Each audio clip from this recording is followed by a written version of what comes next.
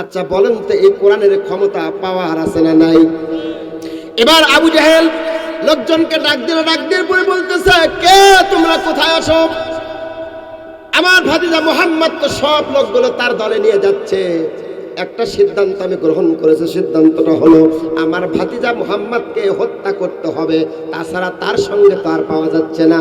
এবার আবু জেহেল বলল, কে আছো সাহসী বীর, কে আছো একটু দাঁড়াও, আমার ভাতিজা মুহাম্মদকে হত্যা করতে হবে। এবার একজন যুবক দাঁড়িয়ে গেল, যুবকের নাম হযরত উমর। কি নাম? উমর বলল, ও লিডার নেতা, আমি দাঁড়ালাম, মুহাম্মাদের কাল্লা আমি নিয়ে আসব। দেখেন কোরআনের কত পাওয়ার, কোরআনের কত ক্ষমতা, একটু ভালো করে খেয়াল করেন। এবার হযরত উমর দাঁড়িয়ে গেলেন, নেতাকে ডাক দিয়ে বললেন, ও নেতা, ও লিডার, আমি মুহাম্মাদের কাল্লাটা নিয়ে এসে তোমার সামনে হাজির করে দিব। এবার হযরত উমর আবু জেহেলের দরবার থেকে বেরিয়ে গেল, আল্লাহর নবীর দরবারের দিকে যাচ্ছিল।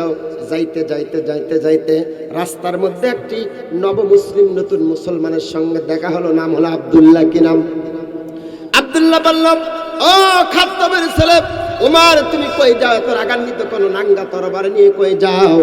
এবার উমর বলতেছে, আব্দুল্লাহ তুমি কি জানো না মুহাম্মদ আমাদেরকে ডিস্টার্ব করতেছে, মুহাম্মদকে দুনিয়ার বুক থেকে চিরতরে বিদায় করব, তার কাল্লা আনার জন্য যাচ্ছি। নাউজুবিল্লাহ কোন সোনার ভাইরা আমার।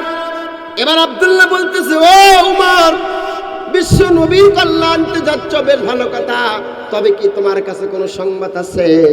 তোমার জাপন বোন ফাতেমা, তার ভগ্নিপতি সাইদ, তারা তো ইসলাম ধর্ম গ্রহণ করেছে, আগে নিজের ঘর সামলাও, তারপরে বাইরে যাও। আল্লাহু আকবার। উমর সেখান থেকে ব্যাক করলেন, বোনের ঘরের দিকে গেলেন, ভগ্নিপতির ঘরের দিকে চলে গেলেন। এবার ভগ্নিপতির বাসার কাছে যাওয়ার সঙ্গে ঘরের কাছাকাছি যখন গেছেন, তার বোন ভগ্নিপতি উমরের বিষয়টা খেয়াল করতে পেরেছেন, উমর আসছে। তারা সুন্দর করে দুজন কোরআন পড়তেছিল, তারা কোরআন পড়া বন্ধ করে দিলে নিজেদেরকে আত্মগোপন করার চেষ্টা করলো। হযরত উমর বাড়ির ভিতরে ঢুকে তাদেরকে মারতে শুরু করলো। হযরত উমর মারতে বোনকে রক্তাক্ত করে ফেললো, তার আপন ভগ্নিপতিকে রক্তাক্ত করে ফেললো। এবার উমর বলতেছে, ফাতেমা বলো তোমরা কি পড়তেছিলে, কেন তোমরা পড়তেছিলে, এটাকে বাদ দিয়ে দাও, তোমরা নাকি ইসলাম গ্রহণ করেছো, বলো তোমরা এই পথ থেকে ফিরে আসবা কিনা বলো। এবার তার বোন বলতেছে, ভাই ওমর, যেই কালেমা একবার পড়েছি সেই কালেমা থেকে আর এক চুল পরিমাণ পিছপা হওয়ার সুযোগ আমাদের নাই। আল্লাহু আকবার। হযরত উমর রাদিয়াল্লাহু তাআলা বললেন, ও বোন ফাতেমা, তুমি কি পড়তেছে তুমি একটু আমারে শোনায়ে দাও। এবার তারা দুইজন হযরত ওমরকে শোনায়ে দিল, তাহা মা আনজালনা আলাইকাল কুরআনা লিতাশআ।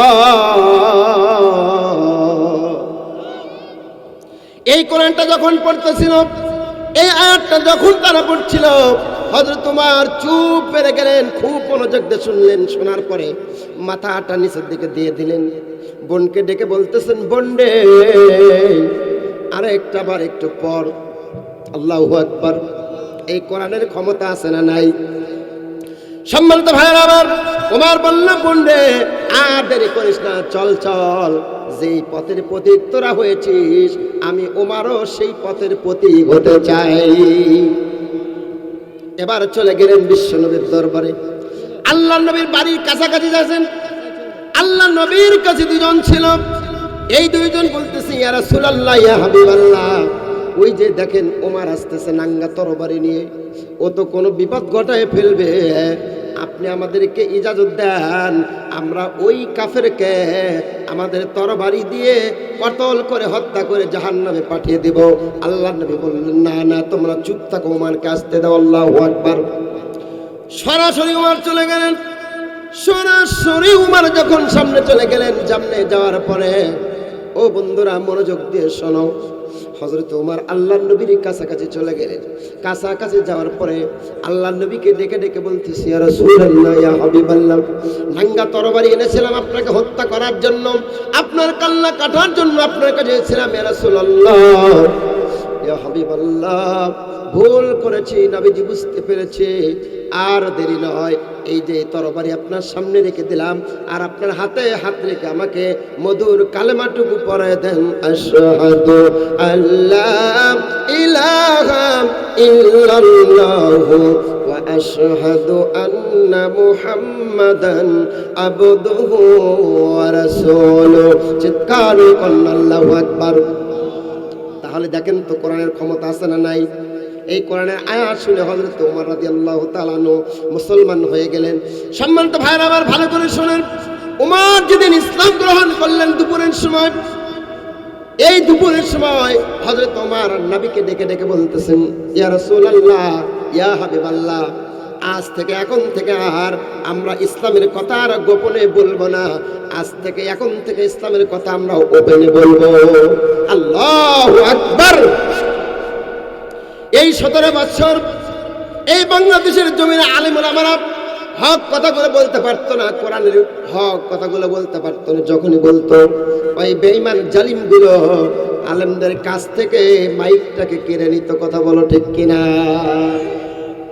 জালিমের আজকে বাংলাদেশ থেকে বিদায় হয়েছে, খুশি না বেজার? আল্লাহ তোমার দরবারেতে হাজার শুকরিয়া, আল্লাহ তোমার দরবারেতে হাজার শুকরিয়া, হাসিনা পালাইছে দেশটা ছাড়িয়া, স্বৈরাচার পালাইছে দেশটা ছাড়িয়া। কোথায় আওয়ামী লীগ, কোথায় কাদের কাকা, কোথায় আওয়ামী লীগ, কোথায় কাদের কাকা, কোথায় গেল ওই জালিমের গরম গরম কথা?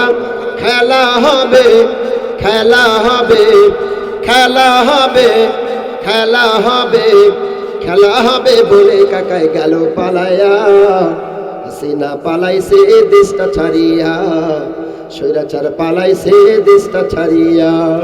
কত ছাত্রীর বুকে করলো গুলি, রক্তে রঙিন হলো সকল গলি, কত ছাত্রের বুকে করলো গুলি, রক্তে রঙিন হলো সকল গলি। কিভাবে করলে বিদায় ওই জালিমের লাঞ্ছনা দিয়া, হাসিনা পালাইছে দেশটা ছাড়িয়া, স্বৈরাচার পালাইছে দেশটা ছাড়িয়া। কোথায় আওয়ামী লীগ, কোথায় কাদের কাকা, কোথায় আওয়ামী লীগ, কোথায় কাদের কাকা, কোথায় গেল ওই জালিমের গরম গরম কথা? খেলা হবে, খেলা হবে, খেলা হবে, খেলা হবে, খেলা হবে বলে কাকায় গেল পালাইয়া। খেলা হবে আছে, ওই গেল খেলোয়াড়। ওই খেলোয়াড়কে ধরার জন্য কিন্তু আজকে আমি ঠাকুর গায়ের মাটিতে আসছি। কারণ আগে বলেছিল আমরা পলানি না, আমরা পলাই না, আমরা পলানোর জাত না। কথা বলছিল কিনা?